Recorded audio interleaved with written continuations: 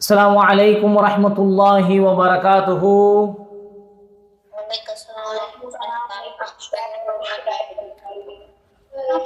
எல்லாரும் எப்படி இருக்கீங்க? நல்லா இருக்கீங்களா?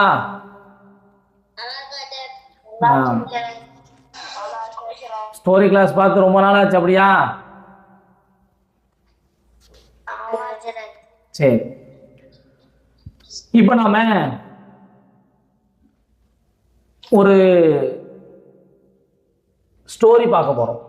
ரியல் ஸ்டோரி தான், சரியா? ஸ்டோரிக்கு போறதுக்கு முன்னால நம்ம எப்போதும் அல்லாஹ்வை புகழ்ந்துப்போம். அல்ஹம்துலில்லாஹி வஹ்தா வஸ்ஸலாத்து வஸ்ஸலாமு அலா மன் லா நபிய்ய பஅதஹு. யானை படையினர், யாரை பத்தி பார்க்க போறோம்? யானை படையினர். கேள்விப்பட்டிருக்கீங்களா யானை படையினா என்னன்னு? யானை படையினர் கேள்விப்பட்டிருக்கீங்களா?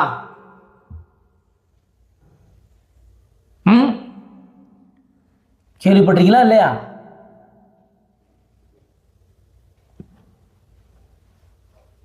சொல்லுங்க, கேள்விப்பட்டிருக்கீங்களா?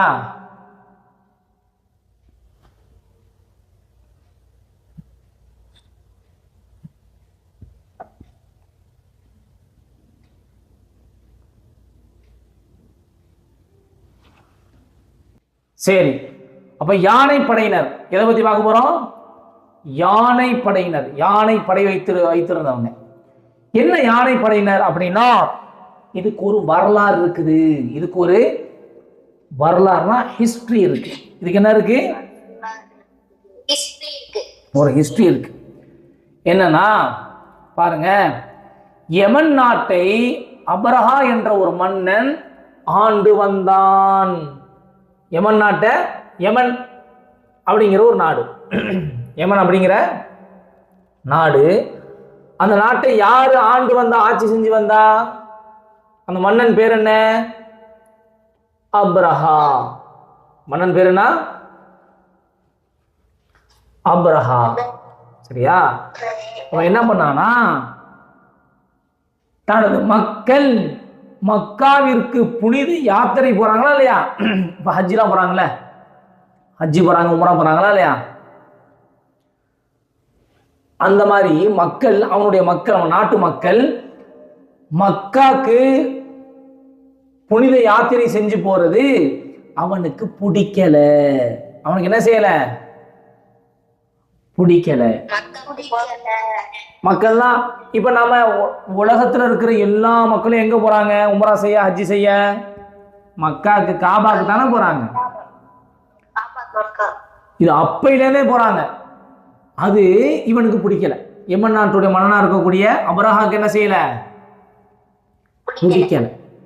உடனே என்ன செய்யறானா, தன்னுடைய நாட்டுல ஒரு பெரிய ஒரு ஆலயத்தை கட்டுறான். மக்கா மாதிரி எல்லாரும் வந்துட்டு போகணும், எல்லாரும் வந்துட்டு போகணும்.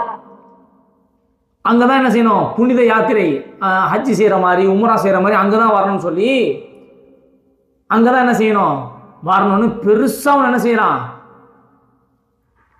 கட்டுறான். கட்டி அங்கதான் மக்கள்லாம் வரணும்னு ஆசைப்படுறான். எங்க போகக்கூடாதான்? மக்காவுக்கு போகக்கூடாதான். எங்க போகணுமா? இவன் ஒண்ணு கட்டி வச்சிருக்கிறானா தான் நாட்டுல பெருசா, அதுக்குதான் வரணும்னு ஆசைப்படுறான். அதனால நிறைய வியாபாரம் நடக்கும், நிறைய செல்வ செழிப்பு வரும். அதனால நிறைய என்ன செய்யலாம்? சம்பாதிக்கலாம், நிறைய செழிப்பாகும் அப்படின்னு இவனுக்கு ஒரு ஆசை. அப்படின்னு இவனுக்கு ஒரு ஆசை. மக்களை எல்லாம் சொல்றான், நீங்க எல்லாம் மக்காவுக்கு போக கூடாது. எங்கதான் போகணும்? இந்த யமன் நாட்டில் நான் கட்டி வச்சிருக்கக்கூடிய இந்த பெரிய ஆலயத்துக்கு தான் வரணும். வேற எங்கேயும் என்ன செய்யக்கூடாது, நீங்க போகக்கூடாது அப்படின்னு மக்களுக்கெல்லாம் உத்தரவு போடுறான், ஆர்டர் போடுறான். என்ன போடுறான்? ஆர்டர், ஆர்டர் போடுறான். போட்டதோட மக்கள் எல்லாமே மக்காவுக்கு தான் போறாங்க. அவங்க ஊர் மக்கள்லாம் எங்க தான் போறாங்க? மக்காவுக்கு தான் போறாங்க. இவன் கட்டி வச்சிருக்கான்ல பெருசா, இவன் பெருசா கட்டி வச்சு எல்லாரும் இங்க தான் வரணும்னு மக்களுக்கு ஆர்டர் போட்டான்ல, யாருமே அதுக்கு போகவே இல்லை. யாரும் என்ன செய்யலாங்க? போகவே இல்லை, போகவே இல்லை. ஏன்னா மக்கள் வந்து காலங்காலமா மக்காவுக்கு தான் போறாங்க. இப்ராஹிம் அலைஹிஸ்ஸலாம், சரியா, அவங்களை தொடர்ந்து வந்த நபி இருக்காங்க பாருங்க, இஸ்மாயில் அலைஹிஸ்ஸலாம், இவங்க காலத்திலிருந்தே அவங்க தான் அதை ஏற்படுத்தினாங்க, அந்த காலத்தில் புதுப்பிச்சாங்க. அப்போதிலிருந்தே மக்கள்லாம் எங்க தான் போறாங்க? மக்காவுக்கு தான் போறாங்க, காலங்காலமா போறாங்க. காலங்காலமான புரியுதா? அவங்க முன்னாடியில இருந்தே எங்க தான் போறாங்க? மக்காவுக்கு தான் போறாங்க. திடீர்னு நீங்களும் அங்க போக கூடாது, காலங்காலமா நீங்க மக்காவுக்கு போனீங்க, அங்க போக கூடாது, எங்க தான் வரணும்? இங்க யமன் நாட்டில் நான் கட்டி வச்சிருக்கக்கூடிய இந்த ஆலயத்துக்கு தான் வரணும் அப்படின்னு சொன்ன மக்கள் கேட்பாங்களா? மக்கள் கேட்பாங்களா? யாருமே கேட்கல. எல்லாம் மக்காவுக்கு தான் போறாங்க. இவனுக்கு கோவம் வந்துருச்சு. இவனுக்கு என்ன வந்துருச்சு?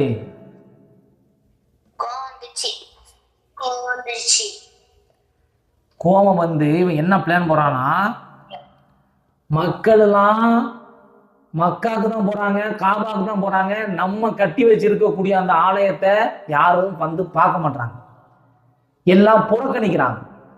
அப்போ அந்த மக்காவுல அந்த காபா இருக்கிறதுனால தானே யாரும் இங்க வரமாட்டாங்க. அந்த காபாவை இடிச்சிட்டா இங்க தானே வரணும். அந்த காபாவை இல்லாம ஆக்கிட்டா எங்க வரணும் மக்கள்லாம்? இவர் கட்டி வச்சிருக்கானா இல்லையா, அங்கதானே வரணும். அப்போ பிளான் போடுறான். அப்போ நம்ம என்ன செய்யணும்? காபாவை இடிக்கணும். அதுக்கு பிளான் போடுறான். அதுக்கு என்ன செய்யறான்? தன்னுடைய மந்திரிகள் இருப்பாங்களே, அவன் மன்னன் தானே, மன்னன்னா அவன் சபையில மந்திரிகள்லாம் இருப்பாங்க. மந்திரி அந்த காலத்துல செய்வாங்க, மந்திரிகளோட ஆலோசனை செய்யறான். ஆலோசனை செஞ்சு மக்காவில் இருக்கிற காபாவை இடிச்சு தரமட்டம் ஆக்கிடணும் அப்படின்னு ஒரு முடிவெடுக்கிறான். இதற்காக மக்காவில் இருக்கக்கூடிய காபாவை இடிக்கிறதுக்காக பெரிய படையை திரட்டுறான்.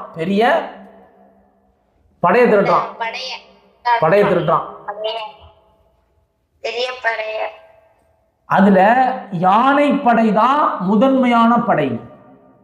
ஏன்னா யானை போய் இடிச்சு முட்டுனா என்ன செஞ்சிடும்? அப்படியே இடிஞ்சு விழுந்துருமா இல்லையா? யானை பெருசா தானே இருக்கும். யானை போய் முட்டுனா இடியுமா இடியாதா? எல்லாம் அப்ப என்ன செய்யறானா, யானை போய் அந்த காபாவை முட்டி இடிச்சு எல்லாம் அது தரமட்டமா ஆக்கிறோம் அப்படின்னு சொல்லி ஒரு பெரிய யானைப்படையும் தயார் செய்யறான். யானைப்படையும் ஆனா அந்த நாட்டு மக்களுக்கு இது பிடிக்கல. எந்த நாட்டு மக்கள்? அவன் நாட்டு மக்கள். யமன் நாட்டுல இருக்கானா அந்த அப்ரஹாம் அப்படிங்கிற அந்த மன்னன், அந்த நாட்டு மக்களுக்கு இவன் செய்யறது பிடிக்கல. உடனே போராடுறாங்க, நீ அப்படி செய்யக்கூடாது, அது பண்ணக்கூடாது, அது தப்புன்னு என்ன செய்யறாங்க? போராடுறாங்க. யாரெல்லாம் போராடுறாங்களோ அந்த போராடக்கூடிய எல்லாரையும் பிடிச்சி ஜெயில போடுறான். எல்லாரும் எங்க தூக்கி போடுறான்? ஜெயில போடுறான். ஜெயில போட்டு மக்களை எல்லாம் கொடுமைப்படுத்துறான். மக்கள் என்ன செய்யறான்? கொடுமைப்படுத்துறான். இப்போ இவன் படையை திரட்டிக்கிட்டு போறான். படையை திரட்டிட்டு போய் உதவி தர்றான். படையை திரட்டிட்டு போய் உதவி தர்றான். மக்காக்குள்ள போய் அடிச்சு அந்த காபாவை வந்து நொறுக்கிறதுக்கு யார் எனக்கு உதவி செய்வா, வழிகாட்டி எனக்கு கரெக்டா யார் வருவா அப்படின்னு ஒரு தாயிஃப் நகரம் இருக்கா இல்லையா? இப்போ சவுதிக்கு போனீங்கன்னா பக்கத்துல தாயிஃப்னு ஒரு ஏரியா இருக்கும். அந்த ஏரியாவில் போய் யார் எனக்கு உதவி செய்வா அப்படின்னு பார்க்குறான். அப்போ அங்கு உள்ள அபு ரூஹால் அப்படிங்கிற ஒருத்தன் உதவி செய்யறதுக்கு முன்னாடி வர்றான். யாருக்கு? காபாவை இடிக்கிறதுக்கு இவனுக்கு உதவி செய்யறதுக்கு. யாருக்கு? அப்ரஹாங்கிற மன்னனுக்கு உதவி செய்யறதுக்கு யாரு வர்றா? தாயிஃப்ல அபு ரூஹால் அப்படிங்கிற ஒருத்தன் என்ன செய்யறான்? முன்னாடி வர்றான். முன்னாடி வந்து அவன் அவங்களோட பயணம் செஞ்சு வர்றான், வழி காமிக்கிறான், இங்கதான் இப்படி போய் இடிக்கணும்னு சொல்லி. வர்ற வழியில அவன் இறந்து போயிடுறான். வர்ற வழியிலேயே அவன் இறந்து போயிடுறான்.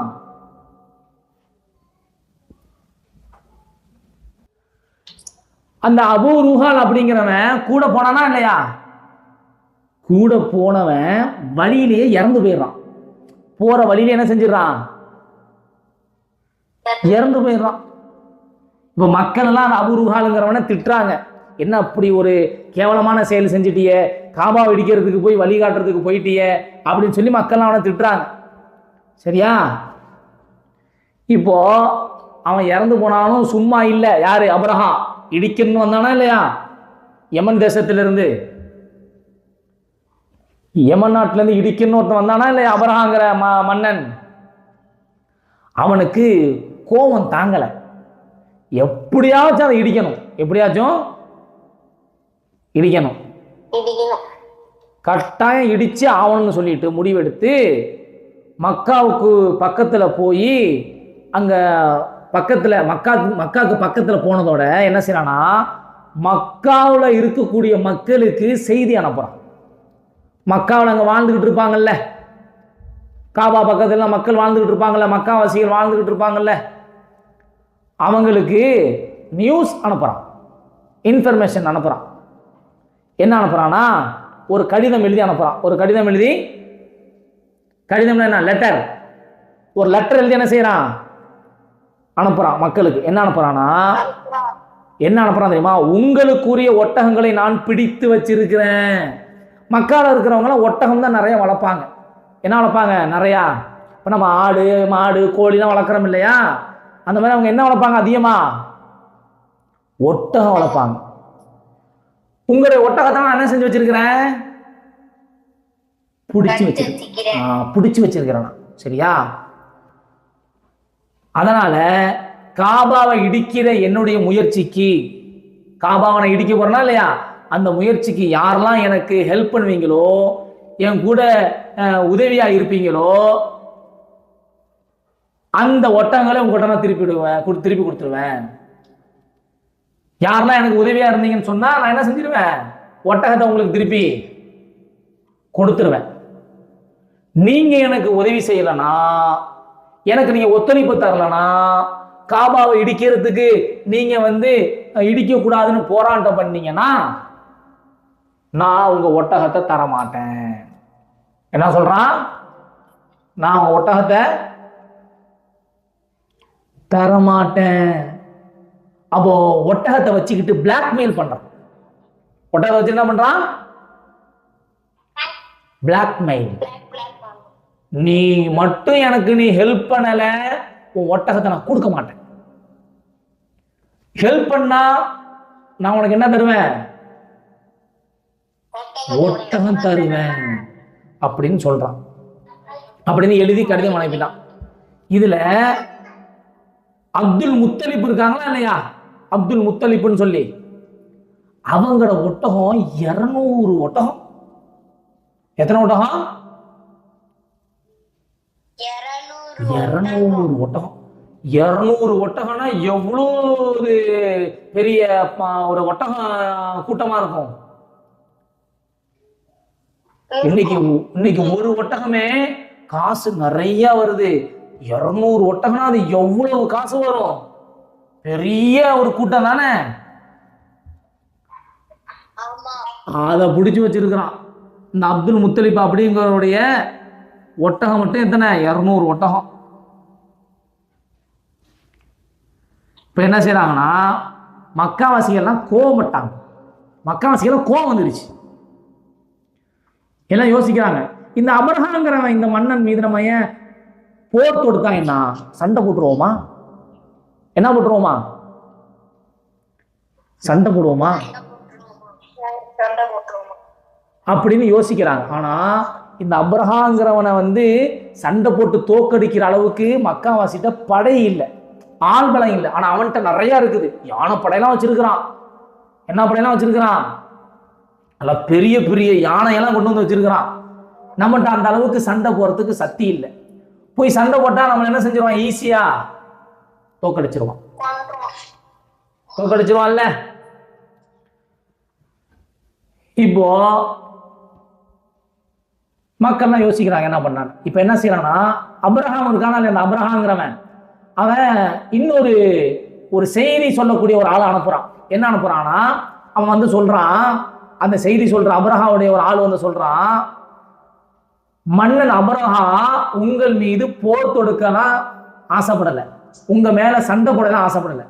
மக்காவாசியா இருக்கக்கூடிய உங்க மேல அபரஹா என்ன செய்யல, சண்டை போட ஆசைப்படலை.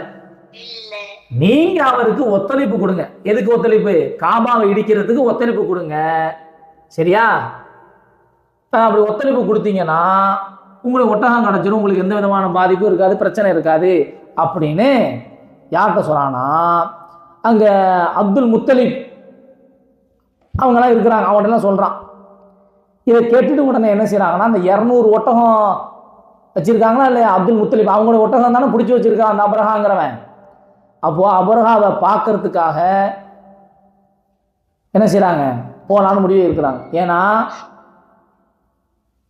அவங்க சொல்லிட்டாங்க, அந்த தூதர்கிட்ட சொல்லிட்டாங்க, யாரு அப்துல் முத்தலிப் சொல்லிட்டாங்க, அபரஹாவை எதிர்க்கிற அளவுக்கு எங்கள்கிட்ட வலிமை கிடையாது.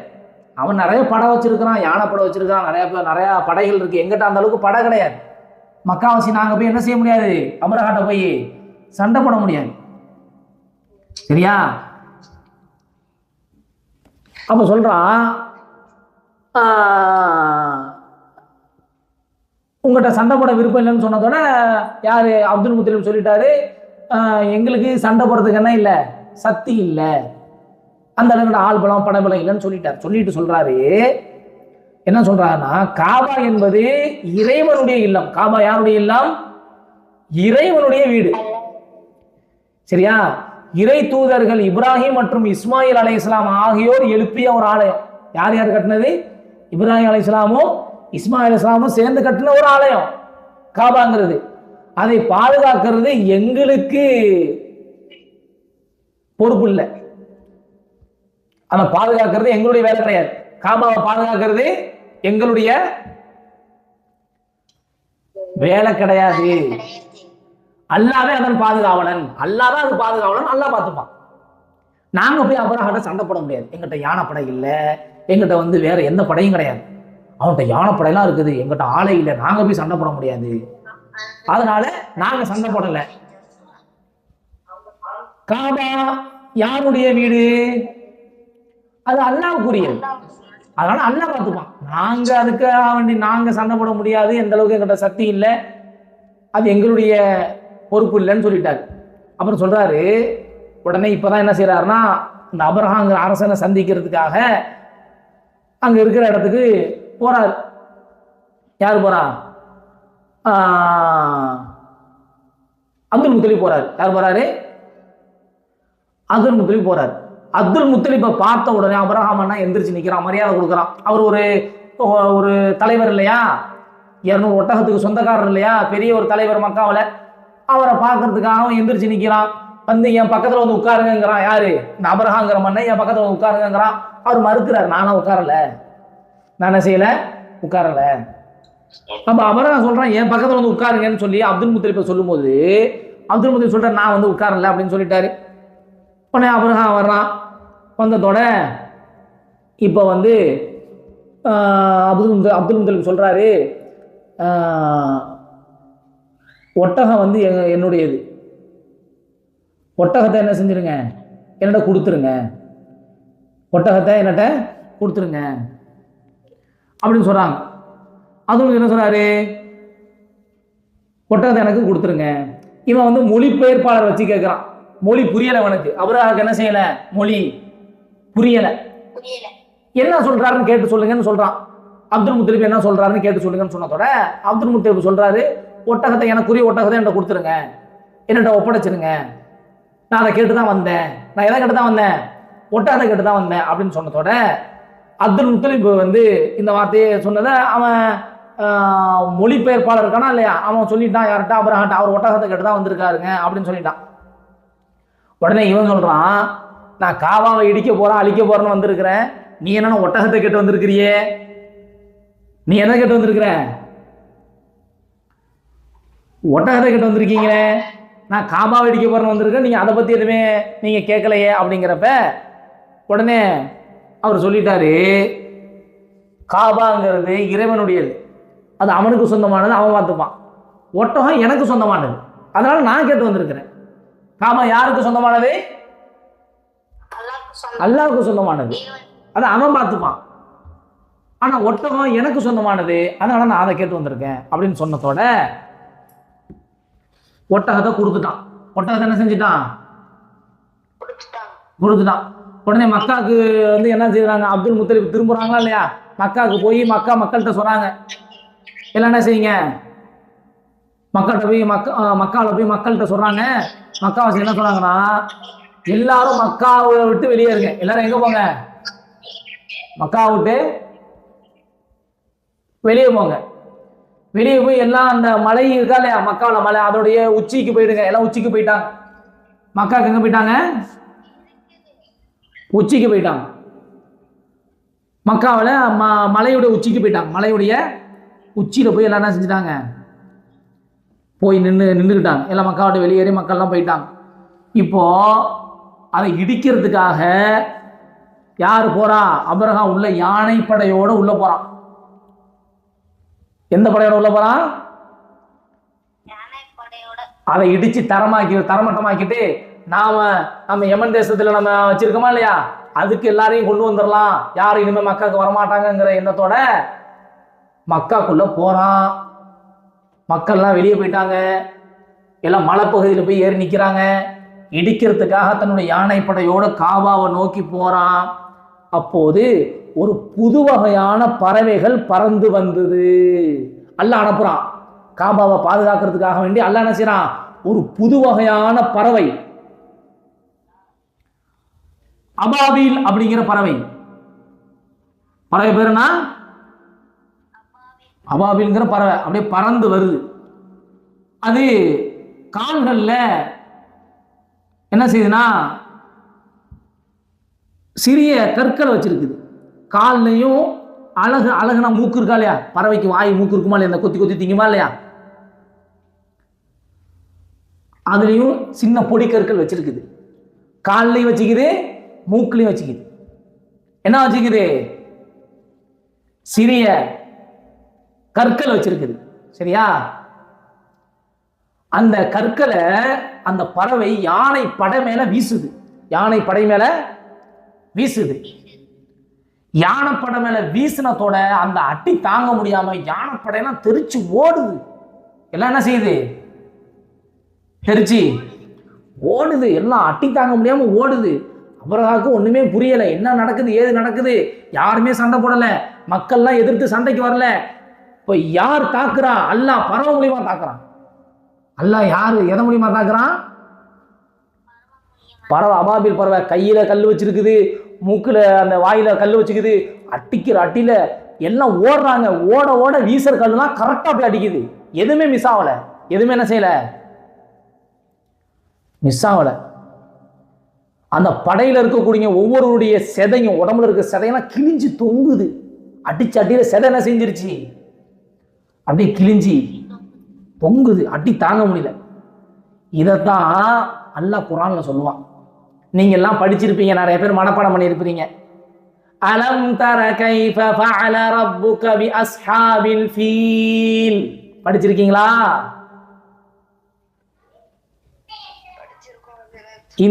இந்த சூறாவுல தான் அல்லாஹ் சொல்றான் அந்த சம்பவத்தை. அந்த யானைப்படை வந்தது, அடிச்சதெல்லாம் அல்லாஹ் சொல்றான். அலம் தர கைஃப ஃபஅல ரப்புக பி அஸ்ஹாபில் ஃபீல் அலம் யஜ்அல் கைதஹும் ஃபீ தضلீல் وأرسل عليهم طيرا أبابيل. طيرا أبابيل. அபாபில் பறவையே நம்ம என்ன செஞ்சோம்? அனுப்பணும். தர்மீஹிம் பிஹிஜாரத்தின் மின் சிஜ்ஜீல். என்ன செஞ்சுச்சு? அது கற்களை வீசினுச்சு. அவங்க மேல என்ன செஞ்சு? கற்களை வீசினுச்சு.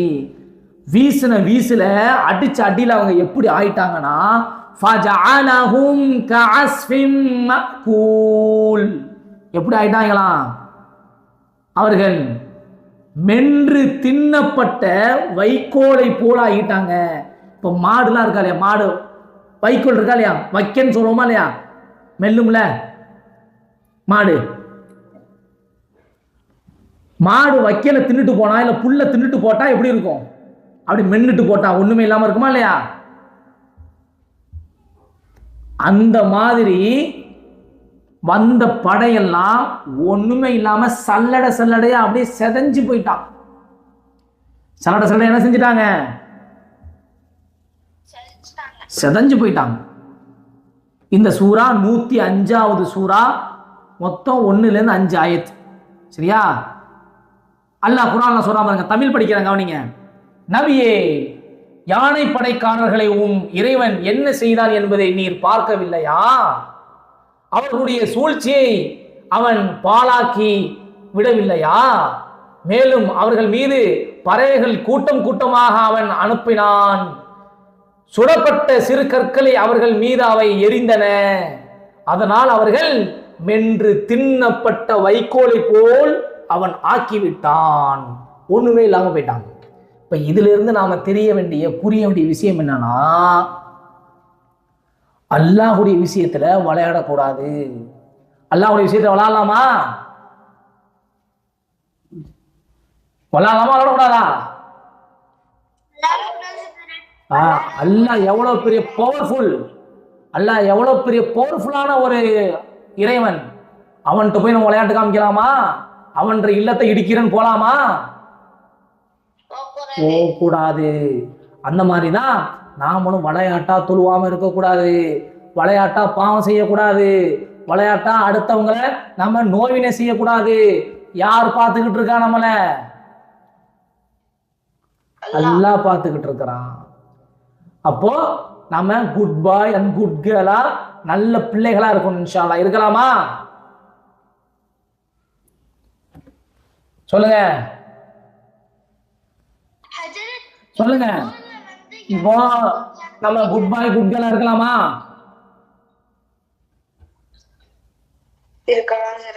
இன்ஷா அல்லாஹ் இருக்கலாம். அதே மாதிரி நாம அல்லாஹ்ட்ட சரியா நம்ம தொழுது வணங்கி துவா செஞ்சோம்னா அல்லாஹ் கண்டிப்பா நமக்கு உதவி செய்வான், ஹெல்ப் பண்ணுவான். எந்த நேரத்திலும் அல்லாஹ் என்ன செய்வான்? நமக்கு எப்படியாவது நமக்கு உதவி செய்வான் இன்ஷா அல்லாஹ்.